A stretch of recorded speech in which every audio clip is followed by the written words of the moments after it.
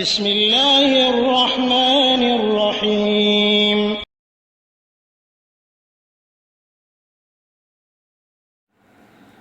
আসসালামু আলাইকুম রহমতুল্লাহি ওয়া বারাকাতুহু। আমার কাছে আরেকটি প্রশ্ন এসেছে একটি হাদিস বিষয়ে, হাদিসটির ব্যাখ্যা জানার বিষয়ে। হাদিসটি হলো আল ওয়াইদাতু ওয়াল মাউদাতু ফিন্নারে, যাকে জিন্দা প্রথিত করে এবং যে মেয়েকে প্রথিত করা হয় জিন্দা, উভয়ে জাহান্নামে যাবে। এই মর্মের হাদিসটি সুনান আবু দাউদ এসেছে 4719 নম্বরে। তো এর অর্থটা কি, ব্যাখ্যা কি হবে? যে মাটিতে পুঁতবে মানে মেয়ে সন্তানকে, এবং যাকে পুঁতা হবে উভয়ে জাহান্নামে যাবে। তো যে মেয়ে সন্তানকে পুঁতবে বা সন্তানকে পুঁতে ফেলবে মাটিতে জিন্দা, সে তো জাহান্নামে যাবে, এটা সহজেই বোধগম্য। কিন্তু যাকে প্রথিত করা হচ্ছে সে তো নিষ্পাপ শিশু, সে কেন জাহান্নামে যাবে? এই ছিল বোনের জিজ্ঞাসা এবং এই হাদিসটি সম্পর্কে জানতে চাওয়া। এই হাদিসটি সহি হাদিস, আল্লামা নাসির আলবানী রহমতুল্লাহ আলাইহি সহি বলেছেন এবং তার সহিউল জামের ভেতরে উল্লেখ করেছেন। তো হাদিসটি সহি। অবশ্য আল্লামা শোয়েব আন-নাওয়াত তিনি এই হাদিসটি সম্পর্কে বলেছেন যে হাদিসটি সহি, তবে আর টেক্সটে কিছু মুনকার কথা রয়েছে, গর্হিত কথা রয়েছে, রাসূল সাল্লাল্লাহু আলাইহি ওয়াসাল্লামের হাদিস হিসেবে মেনে নেওয়া যায় না, এরকম কথা রয়েছে। আর সে কথা বলতে গিয়ে উনি এটা বলেছেন যে মাউদাতু ফিন্নার, যে সন্তানকে প্রথিত করা হবে, জিন্দা পুঁতে ফেলা হবে, সেও জাহান্নামে যাবে। এটা কেমন করা হয়? উনি বলেছেন যে না, এটা সহি কথা নয়, এটা সঠিক নয়। কারণ মুহাক্কিক উলামায়ে দ্বীনের কথা হলো যে যাদের নিকটে বার্তা পৌঁছেনি ইসলাম যাদের উপলব্ধি করার ক্ষমতা হয়নি, যারা নাবালক, এরা জান্নাতে যাবে। এদেরকে কেন জাহান্নামে দেওয়া হবে? আল্লাহ তো জাহান্নামে দেবেন না, এটা বলেছেন। অর্থাৎ কবলাল বুলুগ কোনো নাই, বাধ্যবাধকতা নাই এবাদতের বিষয়ে। সুতরাং যে মেয়ে মারা গিয়েছে এইভাবে বাচ্চা অবস্থায়, সে জাহান্নামে যাবে কেন? তাকে পুঁতে ফেলার কারণে সে জাহান্নামে যাবে।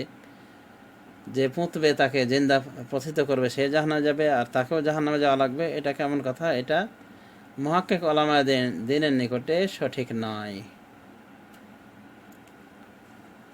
তো আল্লামা সাহেব আনোয়ার বলছেন যে শরীয়তের নুসুস দলিলাদি এই মর্মে পর্যাপ্ত রয়েছে যে বুলুগ হওয়ার আগ পর্যন্ত কোনো বাধ্যবাধকতা নাই।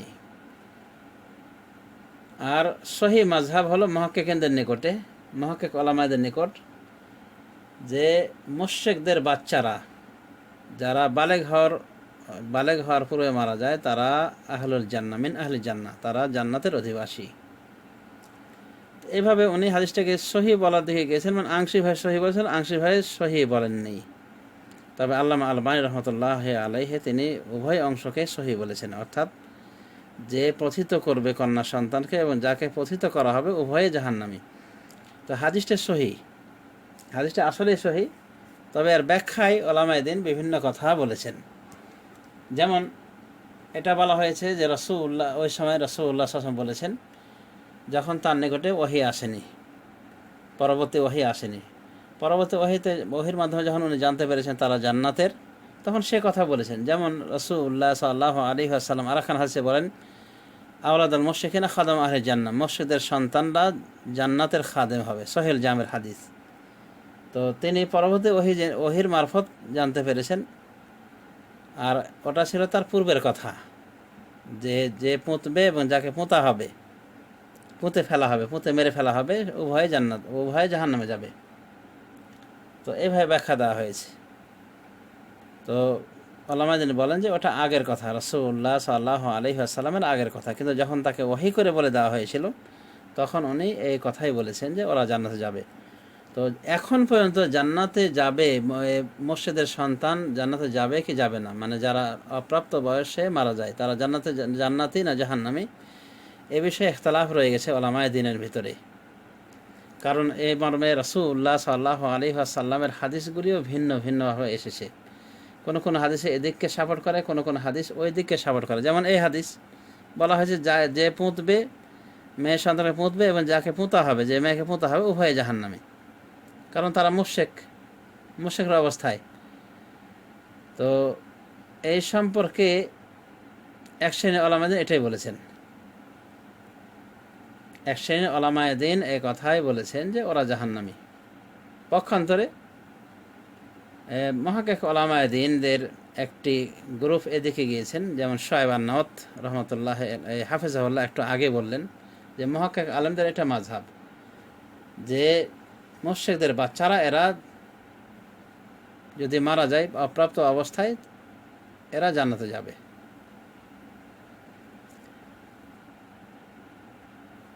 এবং এটাই সঠিক, দলিলের আলোকে এটাই সঠিক, এবং এই মর্মের হাদিসগুলি বেশি স্পষ্ট বলা যায় এবং আমরা সহজে ব্যাখ্যা করতে পারি ওই সমস্ত হাদিসের যে হাদিসগুলিতে রাসূলুল্লাহ সাল্লাল্লাহু আলাইহি ওয়াসাল্লাম মুর্শিদের বাচ্চাকেও মুর্শিদের দলভুক্ত গণ্য করেছেন।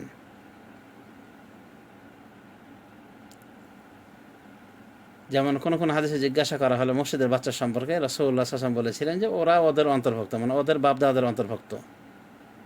তো এর ব্যাখ্যায় বলা হয়েছে যে ওরা ওদের বাপদাদাদের অন্তর্ভুক্ত মানে দুনিয়াবী বিধানে। সুতরাং মসজিদের বাচ্চা যদি মারা যায় ওর কাফন, জানাজা ইত্যাদি পড়া হবে না মুসলিমদের বাচ্চার মতো। কিন্তু আখিরাতের অবস্থা আলাদা, আখিরাতে তারা জান্নাতি, এভাবে বলা হয়েছে। আবার এটাও বলা হয়েছে কোন কোন আহলে সুন্নাত ওয়াল জামাতের পক্ষ থেকে যে আল্লাহ রাব্বুল আলামিন তাদেরকে পরীক্ষা করবেন, কিয়ামতের মাঠে তাদের পরীক্ষা নেবেন, তাদেরকে পরীক্ষার ব্যবস্থা করবেন, এরপরে পরীক্ষার ভিত্তিতে তাদেরকে জান্নাত অথবা জাহান্নাম দিবেন। মানে আল্লাহর আনুগত্য করলে জান্নাতে যাবে, মানে আল্লাহর কথা শুনলে, অথবা জাহান্নামে যাবে। এবং পরীক্ষার ধরন হিসেবে কিছু হাদিসে পাওয়া যায় যে আল্লাহ রাব্বুল আমিন জাহান্নামের মতো মানে দাও দাও করে আগুন জ্বলবে এমন স্থানে তাদেরকে নিক্ষেপ হতে বলবেন, তোমরা আমার কথা শুনবে, তারা বলবে হ্যাঁ শুনবো। তো নিক্ষেপ হতে বলবেন জাহান্নামে। তো যারা নিক্ষিপ্ত হবে তারাই জান্নাতে চলে যাবে, মানে ওটা ঠান্ডা হয়ে যাবে তাদের জন্য। আর যারা অস্বীকার করবে তাদেরকে জাহান্নামে নিয়ে যাওয়া হবে, প্রকৃত জাহান্নামে। তো এমন এখানে হাদিস পাওয়া যায়, বিশেষ করে ওই যারা বৃদ্ধ বয়সে মারা যায়, অনুভাবে যারা নবী রাসূলদের আশার বিরতিকালীন মারা গিয়েছে, মানে ছিল, অনুভাবে যারা বধির, মানে কানে কিছু শুনতে পায় না, মুখে কিছু বলতে পারে না, কানে কিছু শুনতে পায় না, তো এরা আল্লাহর কাছে হুজ্জাত পেশ করবে, মানে আল্লাহর কাছে বিতর্ক করবে, বলবে যে আল্লাহ আমাদেরকে জাহান্নাম দেন কিসের ভিত্তিতে। বয়োবৃদ্ধ, অতি বৃদ্ধ ব্যক্তি, সে বলবে আল্লাহ ইসলাম এসেছে, আমি তো কিছু বুঝিনি। আর একজনের কথা বলছে পাগল বলবে আল্লাহ আমি তো ইসলাম সম্পর্কে কিছুই বুঝতে পারিনি, আমার তো বেরেনে ছিল না, মানুষ আমাকে কি করতো, ধুলাবালি ছিঁড়ে মারতো, মানে পাগল মনে করে। আর যে বয়োবৃদ্ধ ব্যক্তি সে বলবে যে ইসলাম এসেছে, আমি তো বুঝতে পারিনি। অনুভাবে যে বধির সে বলবে ইসলাম এসেছে কিন্তু আমি তো ইসলামকে কিছু উপলব্ধি করতে পারিনি বধির হওয়ার কারণে। তখন আল্লাহ এই পরীক্ষার ব্যবস্থা করেন, অর্থাৎ জাহান্নামের আগুনে নিক্ষিপ্ত হতে বলবেন, মানে জাহান্নামের মতোকে দেখিয়ে বলবেন এখানে নিক্ষিপ্ত হবে। যে নিক্ষিপ্ত হবে সে জান্নাতে যাবে, যে নিক্ষিপ্ত হবে না তাকে জাহান্নামে নিয়ে যাওয়া, প্রকৃত জাহান্নামে নিয়ে যাওয়া হবে। তো এরকম একটা পরীক্ষা হবে মর্মে এখানে সহিহ এসেছে, সহিহুল জামেতে।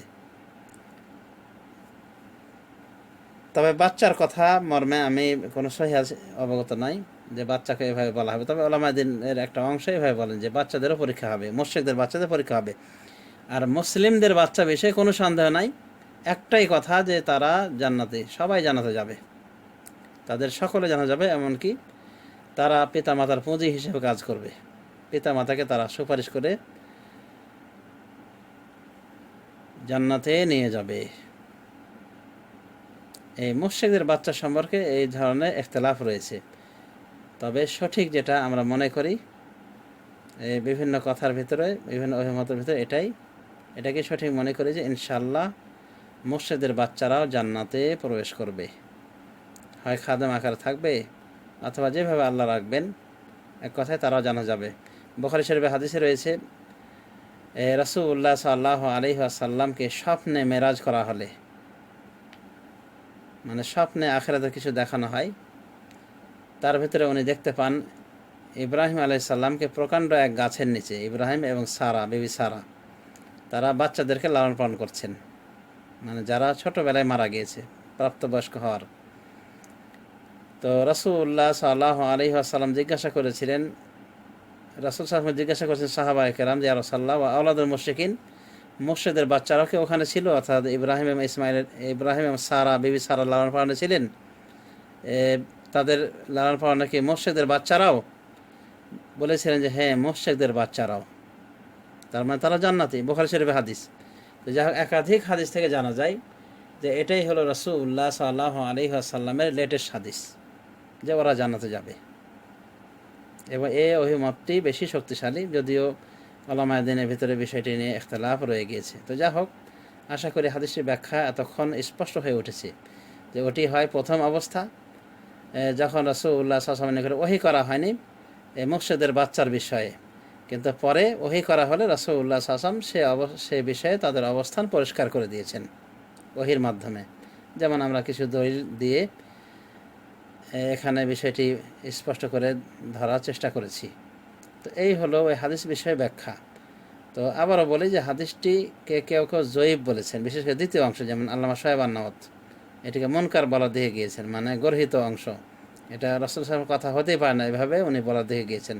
আর আল্লামা আলবানী সহিহ বলেছেন। তবে সহিহ মেনে নিলে ব্যাখ্যা হলো এই যে এটা আগের কথা, লেটেস্ট কথা হলো যে তারাও জান্নাতে যাবে ইনশাআল্লাহ। তো এই হলো হাদিসের ব্যাখ্যা বিশ্লেষণ। আর এ জাতীয় হাদিসের ব্যাখ্যা বিশ্লেষণ আছে বলেই আমি অনেক সময় এই জাতীয় প্রশ্ন বিলম্বিত করি, ইচ্ছা করি বিস্তারিত ব্যাখ্যা দেওয়ার জন্যে এভাবে বিলম্ব করে থাকি। সুতরাং যদি কাউরি প্রশ্ন দেরি হয় তো মনে করতে হবে যে ওটার প্রসেসিং চলছে। ধন্যবাদ।